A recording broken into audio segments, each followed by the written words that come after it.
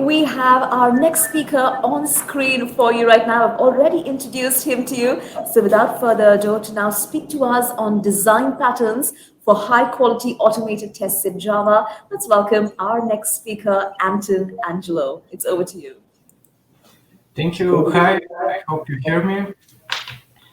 I'm glad that you invited me again to speak about design patterns, about my new book that is coming next week. But I hope that, in this lecture, we're going to use Java, and basically I will, give you some hints and tips different from the last time. Without further ado, I propose to start. Most of the time I prefer to show code, so let's get started. One of the most popular, patterns that we usually use in all of the languages in web automation is page object, and through the book, in all of the chapters, I propose 10 different variations of it. I will just show you now, one of the variations. And then in the next example, we're going to look how we can reuse workflows. By workflow, I mean, for example, if we have the following website, that it's a shopping cart. For me, a workflow is where you need to, complete a purchase, submit a forum thread, submit a support ticket, etc. And here the workflow is just where, completing the purchase, we go to the checkout, then we fill all of this information and we complete the order. So this is a simple workflow. And in order to represent it through, page objects, and then we're going to use the facade design pattern. As you can see, we went through 3 different pages, which means that we need to have at least 3 page objects, right? First, we will have the home page, then we will have the cart page, which usually is representation of the URL here, right? Then we have the checkout page, and then maybe the final page where is the order, it's a different one. And as you know, we can, in the page, we have 3 major things. First, we have actions that we can perform on the page. We have the element locators. Usually we refer them to elements or element maps. And then we have the assertions. Sometimes, especially if you need to, reuse the assertions, if you do them only once, you don't need to, move them to separate classes and page objects. However,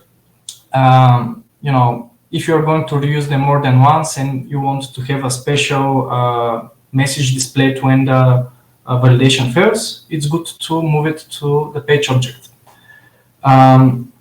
So here, through the book in chapter 5, I explained how we can, separate the element maps, the actions, and the assertions into 3 different classes. Why?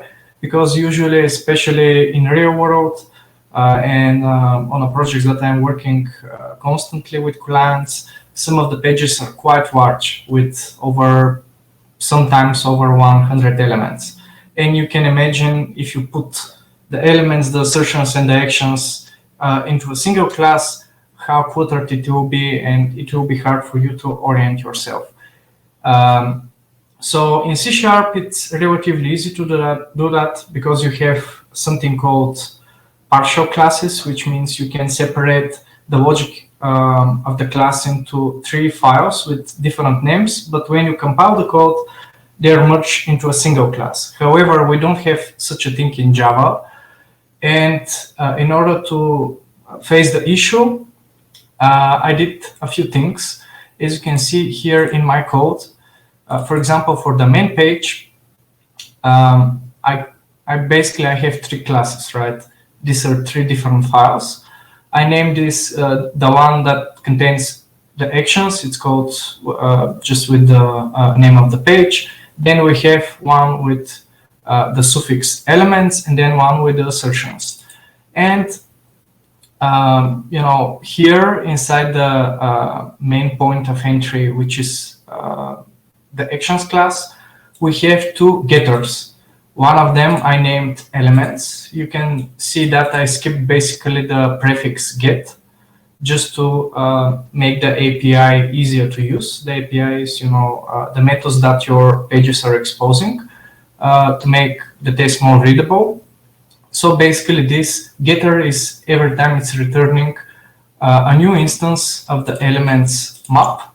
You can name it map or elements, whatever you like. And here we put in getters our elements. And into the assertion class, we just put, a reference to the elements, and then we have a few assertion methods. And also another pattern, last time I showed you in a C#, but here it's called template method. What is the template method? Basically, in our base class, or the base class that it's shared between all of the page objects, for example, here I named it navigatable page. And in this navigatable page, this means that we can directly go and open our page in the browser through the URL. But as you know, sometimes, especially in cases where you have asynchronous sections, you need to wait somehow for the full page load. Otherwise, you can get exceptions. And this is different for every page. So the template method, basically, it's quite easy. Most probably you have used it already, but you didn't know that this is the name. As you can see in this abstract class, I have an action method that it's called open. This open basically just call the driver, and we go to the abstract URL we have set up for our page. Every page has a different URL. This is why we need to override it in the child class. In the same way, this wait for page load is executed just below the go to URL, right? This means that, for example, the cart page, as you can see, we're extending here the navigatable base class that basically defined the open method. So here we, through the override annotation, we set up the proper URL, and then we implemented this template method. In this case, we are waiting. As you can see, this is how we use the elements getter. Here we get the coupon code text field, and we are waiting to exist. This is just a method that I added here, in that we are waiting for this element to appear. So this is one way you can organize your code.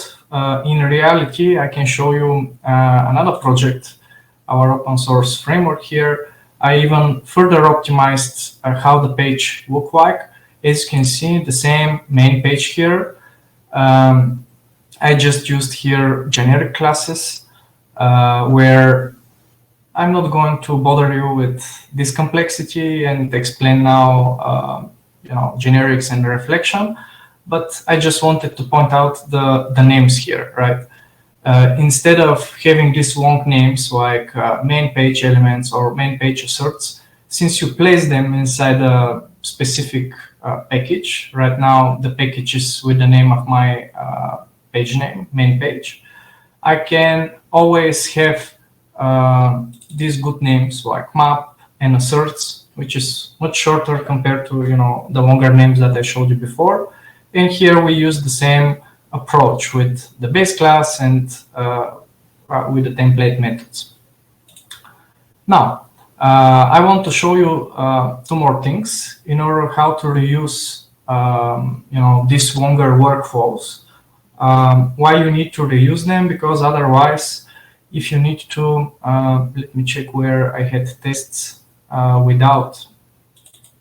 Yeah, here it is. Here on the screen, you can see a purchase that we use the pages that I showed you. We have the main page, then the cart page. Basically, we are finishing here one item purchase, right? And it's good enough. I mean, we're using a lot of logic because, for example, here, this purchase info object, if we go here, you'll see that it's just a normal class that contains string fields.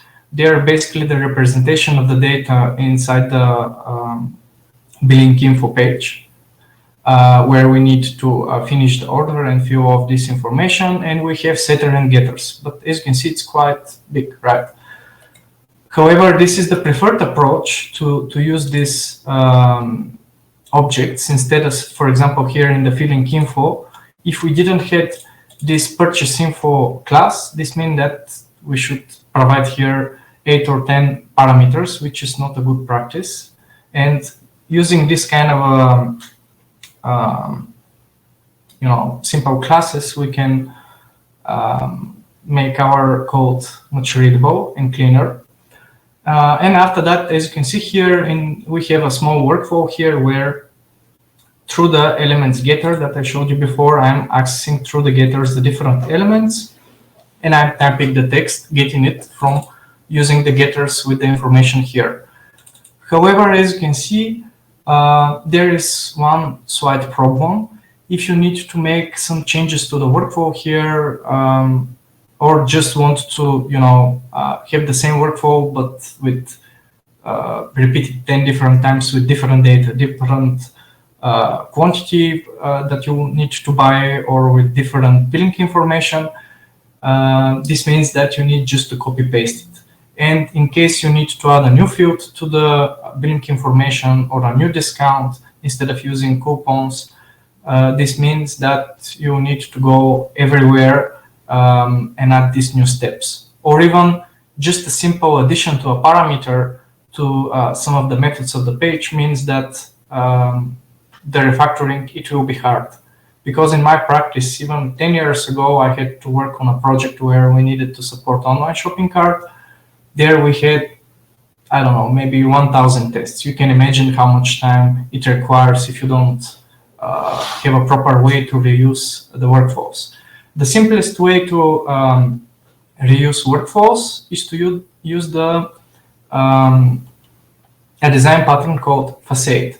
The Facade in Java are quite easy to implement. Here is my class, purchase Facade. It just uses composition. The composition is where we don't use inheritance. We are not extending any base classes, but through private fields here up front, like final, we're basically supplying the correct version of the pages. And then again, the same workflow is just wrapped in this method verify item purchase. And here we can provide the required data, the purchase info, the expected price, and everything. Some people don't like to put here the assertions. It's fine. Here, sometimes I paste them because, as you can see, we have intermediate assertions. But it's a matter of design. Again, I prefer to reuse the assertions. The drawback is that sometimes it's not clear directly when you open the test what is happening, right? But it's quite easy to implement. It's just, some people call it a wrapper of the workflow. As you can see, one thing that bothered me a long time was this long, initializations with setters. You can use a constructor, but still. One way how you can, make it even prettier. In chapter 10, I was talking about, test data. And in test data, we can, pretty soon I will write a more complex article about it, explaining it. But basically, I implemented this kind of a JSON configuration where through a special configuration service, we can directly deserialize a particular section one-to-one to a Java object. What this means is that basically, if we open the code here for chapter 10, we have for each particular section a specific Java object. For example, URL settings, we have just 2 private string variables with 2 getters. For the web settings, simple enough, we have these browser settings which contain only 2 integers, and so on and so forth. And also we have a section with, as you can see, default billing info that it's basically translated from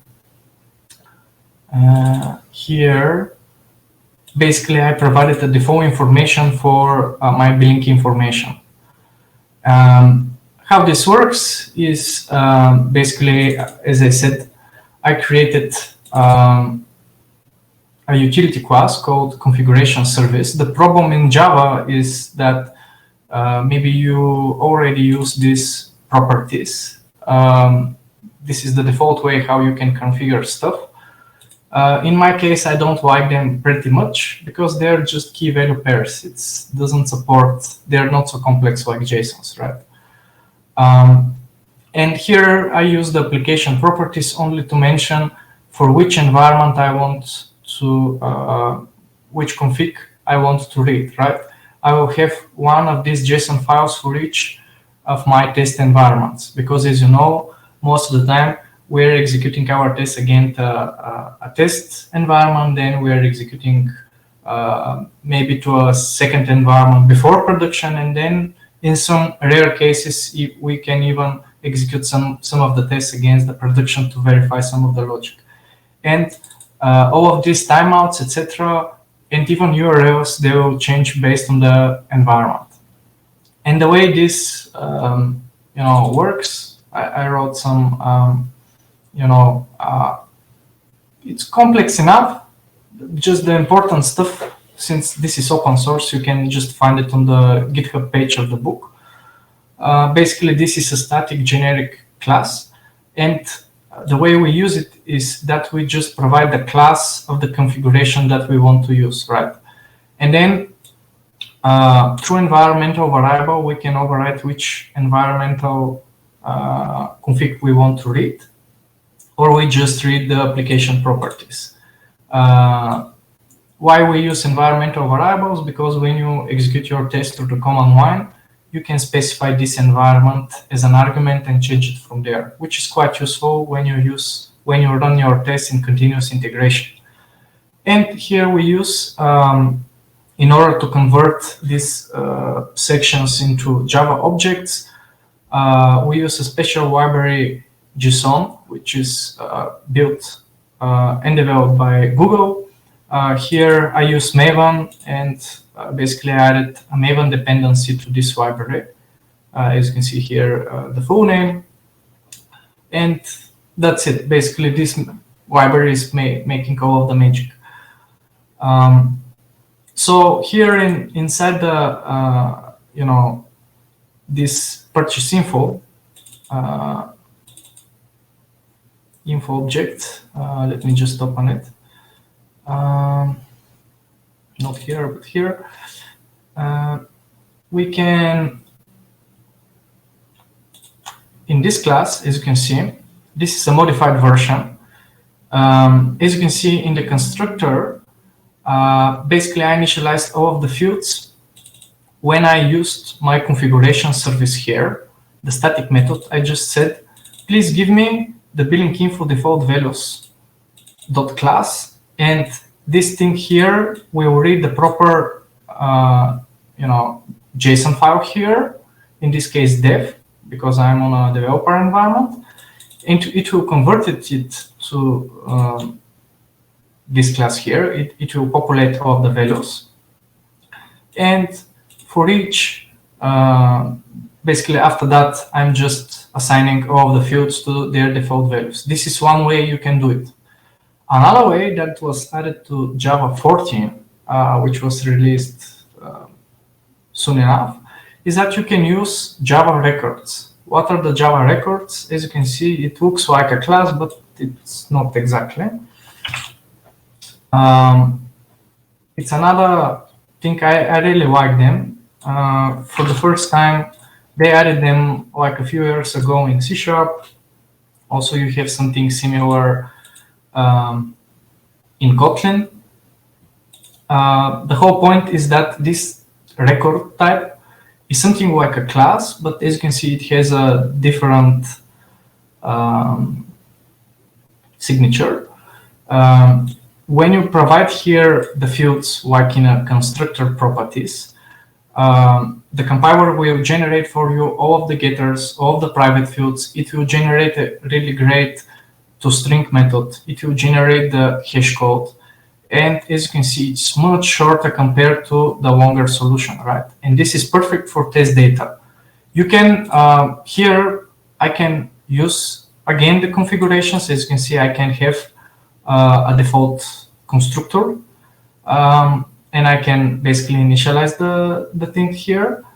But you need to keep in mind one thing, is that this record type is basically immutable, which means that basically this is a type that you cannot change the data. Usually when we create this class here, you can use the setters to change the data. The record type, it's immutable, which means it doesn't provide you setters. It's returned. So once you initialized it, that's it. But as I said, sometimes this is useful because we can, when we use it here, you can initialize everything in on a single line of code, which is quite great. And I think we have a few more minutes. I want to show you something that I was thinking to include it in the book, but I haven't. I really like functional programming, right? And in the framework that I was working in the past few months, called BELLATRIX, before that, we had a library for making a layout testing. What is the layout testing? If I have to show you, for the first time that I heard about layout testing was this framework. It's called Galen framework. Basically, it can verify that particular component on your page is below another, or it's from the left, and basically you're testing the pixel perfect designs, right? You can check whether it's inside another element. Why we need that? Because like here, especially for responsive testing, it's quite good. As you can see here, my menu is right here when I'm on a desktop, but when I shrink it a little bit, the menu is different. And with layout testing, we can verify that the buttons are below each other, etc.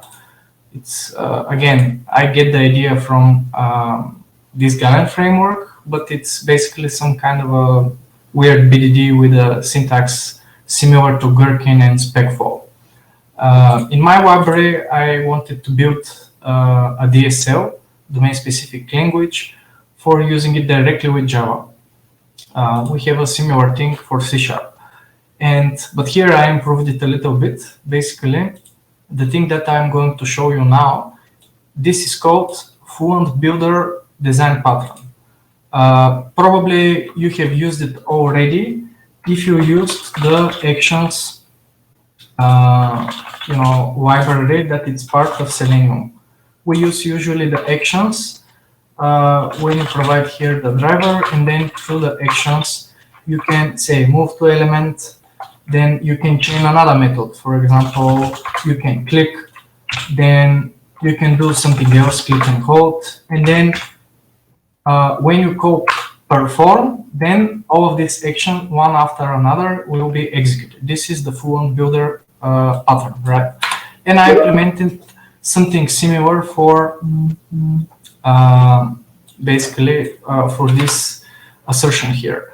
And how this works, I have web component here, and when I say below, above, or inside, I provide the second element, and this allows me to verify that this element is below the other.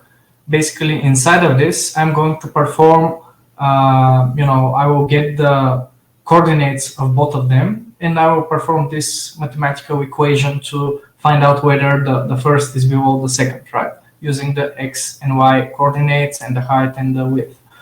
However, sometimes you don't just want to verify that it's, just below it, because they can be just on top of each other, but you need to verify that they're, more than 5 pixels, for example. And then here comes this additional methods, greater than, equal, etc., that accept the pixels and everything. And the way this works is that we are using functional programming. We use lambda expressions here to provide it. What are the lambdas? And usually in C#, this is called delegates. Basically, the delegates are, you can just think of them like variables that point to a method. The functional programming allows us to basically, instead of using integers or strings or whatever to as parameters of classes or methods, we can basically transfer functions to other functions. That's it. And here for the this builder class, as you can see, it's accepting a special functions. Basically, this is just a type that it's called calculate actual distance function. We have a second one that it's returning the notification, and so on and so forth. These functional interfaces. They come from Java, and basically they represent different type of functions. For example, one of them will return a string, the other will require another parameter, and so forth. And you can use them, and basically the lambda expressions are converted to this kind of parameters.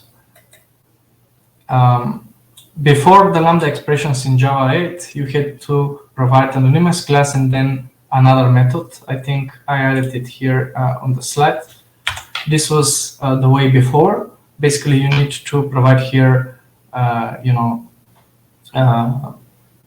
create a class, then you need to define the function. It's much uglier compared to the anonymous methods in Lambda.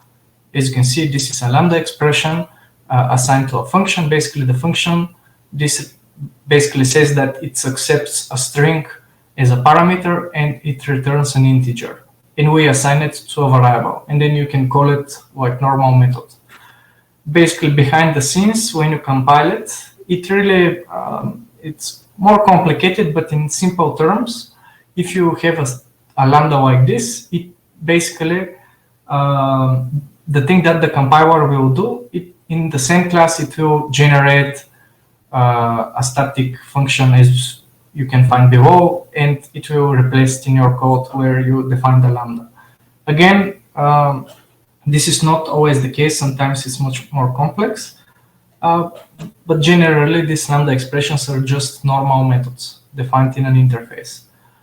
And they're quite useful sometimes in implementing design patterns, even in testing, as you saw. I don't think that we have much more time. Maybe we can have some time for questions. And also, I just wanted to refer to the theme of the conference, right?